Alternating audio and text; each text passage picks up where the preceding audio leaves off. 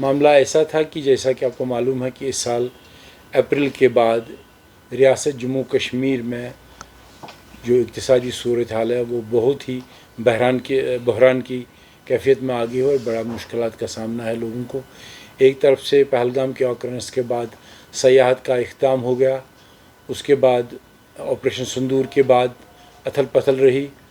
اس کے بعد جموں میں جو بارشیں اور سیلاب آئی اس سے وہاں کا معیشت خراب ہوئی. اب رہی صحیح جو ہماری امیدیں تھی وہ اس وقت کے اس سیزن پہ تھی جو ہمارا فروٹ کا سیزن ہوتا ہے جس میں اخروٹ سیب وغیرہ پیداوار ہوتی ہے. اور پچھلے 2 سال سے یہ 3 سال سے جو نیا قومی شاہراہ بنا تھا جموں کی طرف، اس میں آمد رفت تیز رہتی تھی، ہمارا فروٹ جلدی ملک کی منڈیوں میں پہنچتا تھا اور اس کی سیل ہوتی تھی، لیکن اس پہ بھی ہم آج کل تباہی کے دانے پہ ہیں. گورنمنٹ نے اگرچہ کوئی چھوٹی کوششیں کی پارسل ٹرینز کو لے کر، لیکن ابھی تک مال سڑکوں پہ سڑا ہوا ہے، گھروں میں سڑا ہوا ہے، باغوں میں سڑا ہوا ہے، کیونکہ ان ایڈوکیٹ ارینجمنٹس ہیں گورنمنٹ کے. تو آج آپ کو تکلیف دینے کا یہی مدعا ہے کہ اگر ہماری اقتصادی صورتحال کو گورنمنٹ جلدی سے ایڈریس نہیں کرے گا تو پچھلے 30 سال 35 سال سے جو بحرانی کیفیت یہاں پہ اقتصادیات کی تھی وہ بڑھ جائے گی اور لوگوں کو مزید مشکلات کا سامنا ہے. اگرچہ ایک طرف یہاں ہمارے پاس نئی سرکار تھی، 1 سال ہونے کو آیا، ہمیں کافی امیدیں تھیں کہ سرکار کی طرف سے ایسے اقدامات اٹھائے جائیں گے جہاں لوگوں کو سبسڈائزڈ ٹرانسپورٹ ملے گا، میوے کو آگے لے جانے کی جلدی سہولیات ملیں گی، لیکن ایسا کوئی بھی چیز نظر نہیں آ رہی ہے. لوگ یقین کریں آپ یہاں کے رہنے والے ہیں، لوگ بہت ہی فرسٹریٹڈ ہیں اور خاص کر جتنے بھی ایریاز ہیں جو میوے کے صنعت کے ساتھ وابستہ ہے وہ بہت ہی دکھ کا سامنا کر رہے ہیں، جس کی وجہ سے زمینی سطح پہ بھی اس کا اٹھانا، پیک کرنا اور باہر جانا دشوار بن گیا ہے. اس لیے آپ کی مادھیم سے ہم سرکار تک، LG ایڈمنسٹریشن تک، وزیر اعلیٰ صاحب تک، ایگریکلچر اور فروٹ ہارٹیکلچر ڈپارٹمنٹ تک یہ بات پہنچانا چاہتے ہیں کہ ہر وہ ذرائع جو ممکن ہوں، ٹرانسپورٹ کے ذریعے، سبسڈی کے ذریعے، ٹرین کے ذریعے، گاڑیوں کے ذریعے، آمد رفت کو بحال کرنے کے ذریعے وہ کی جانی چاہے، تاکہ کم سے کم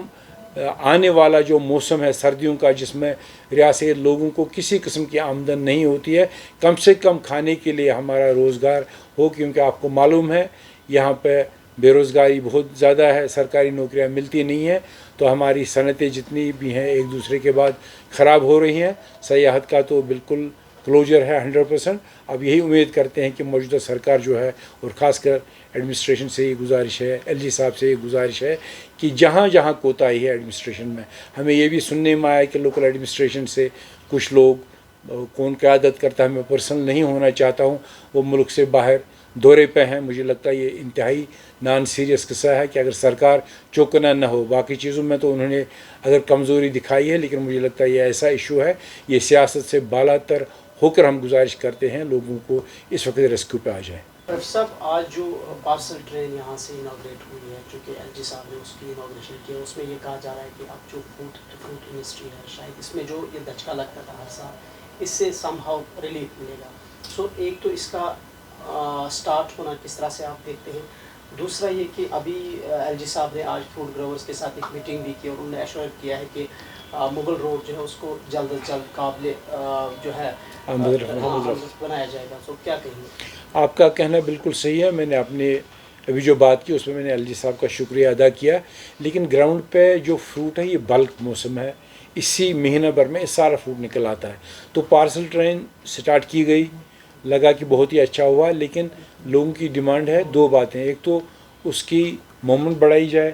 اس کے ڈبے بڑھائے جائیں، اور تیسرا جہاں پہ فروٹ گرو ہوتا ہے اس کے نزدیک سے نزدیک پہنچانے کی کوشش کی جائے. اور اس کے علاوہ جو ہمارے چھوٹے چھوٹے رستے ہیں، کہیں جموں سری نگر قومی شہر کے چھوٹے چھوٹے بائی پاس ہیں جو ہم لینڈ سلائڈ یا سردیوں کے دنوں میں، برف کے دنوں میں استعمال کرتے ہیں، اور مغل روڈ کو بھی کسی رکاوٹ کے بغیر اگر جاری رکھا جائے گا تو مجھے لگتا ہے کافی حد تک مدد ہو سکتی ہے. رفیع صاحب، 2014 سے لے کر ابھی تک مختلف موقعوں پہ جو فروٹ انڈسٹری کو نقصان ہوا ہے، چاہے وہ 2014 کی بات ہو، 19 کی بات ہو، کووڈ یا آج کی بات، کوئی پیکیج سرکار کی طرف سے نہیں دیا جاتا ہے. اور آج بھی یونین کی طرف سے کہا گیا ہے قریباً 700 کروڑ روپے کا جو نقصان ہے فروٹ انڈسٹری کو ہوا ہے. تو کیا کچھ کہیں گے اس میں 2 باتیں ہیں. میں نے پہلے بھی کہا کہ سیاست سے بالا تر ہو کر جو بھی یہاں ایڈمنسٹریشن رہی،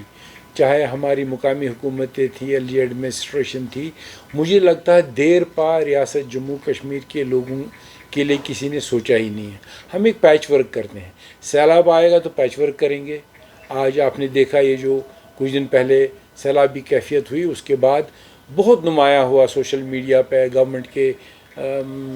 جانب سے، لوگوں کی جانب سے، جو پریس سے وابستہ ان کی جانب سے، کہ 14 کے بعد جو پلاننگ کی گئی تھی وہ آدھے راستے چھوڑ دی گئی ہے۔ وہی میوے کا بھی حال ہے، چونکہ میوے کی صنعت کافی بڑھ گئی ہے، یہ ہائی ڈینسٹی کا جو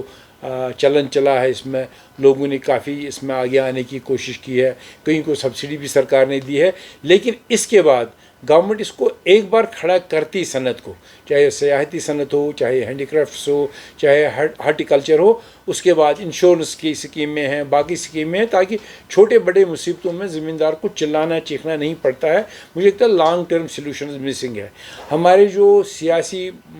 مسائل ہیں وہ تو وہی ہیں، ان کے لڑنے کے لیے ہمارے پاس ٹائم ہے، کب حل ہوں گے کل نہیں ہوں گے، لیکن یہ ہر گھر کا، ہر فرد کا اور ہر کمیونٹی کا مسئلہ ہے۔ اس لیے مجھے لگتا ہے ابھی بھی جو کچھ ہوا اب اس پہ آج ہم پچھتائیں گے نہیں۔ میں سمجھتا ہوں کہ گورنمنٹ کو آنا چاہیے، اسٹیک ہولڈرز کو آن بورڈ لینا چاہیے، لوگوں سے پلاننگ لینی چاہیے، شارٹ ٹرم اور لانگ ٹرم میجرز کو امیجیٹلی ان پلیس رکھنا چاہیے۔